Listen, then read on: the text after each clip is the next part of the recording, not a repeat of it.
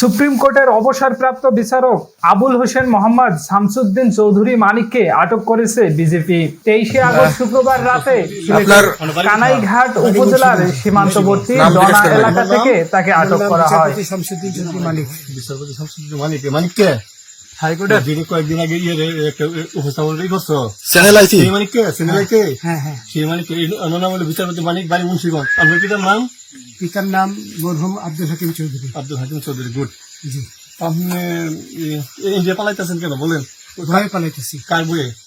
আর প্রশাসনের ভয়ে। প্রশাসনের বইয়ে ওই একটা নিয়ে বলছিলেন। এদিকে সামাজিক যোগাযোগ মাধ্যমে মানিকের একটি ভিডিও ছড়িয়ে পড়েছে। ভিডিওতে দেখা যায় তিনি জঙ্গলের ভিতর কলাপাতা বিছিয়ে শুয়ে আছেন। তোমাদের পয়সা দিয়ে দিবে। আচ্ছা, ঠিক আছে। ওই পয়সা আমি দেবো, আমার ভাই বোন দেবে, দিয়ে দেবে। আমাদের পয়সার কোনো প্রয়োজন নেই, ঠিক আছে?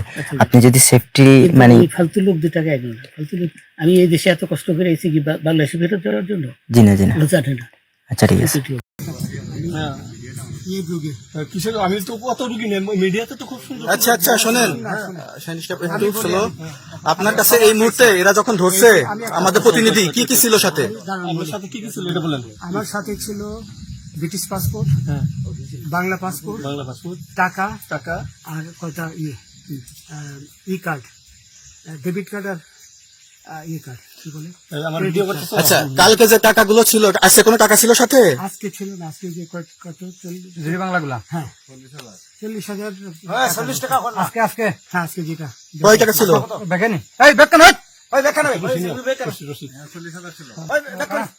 40,000 টাকা ছিল। কালকে যে 2জন টাকা নিছে ওদের কাছে কত টাকা ছিল? 60-70 লাখ। আচ্ছা, 60-70 লাখ। আচ্ছা, নিয়ে গেছে। নৌকালাও সাথে নিয়ে নিছে? নৌকালা এবং ওই লোক 2জন সাথে একসাথে নিছে? না, ওই 2 ছোকরা নিছে। নৌকালা কেউ আছে? রাজু না, কেউ ছিল না। আচ্ছা, 60-70 লাখ।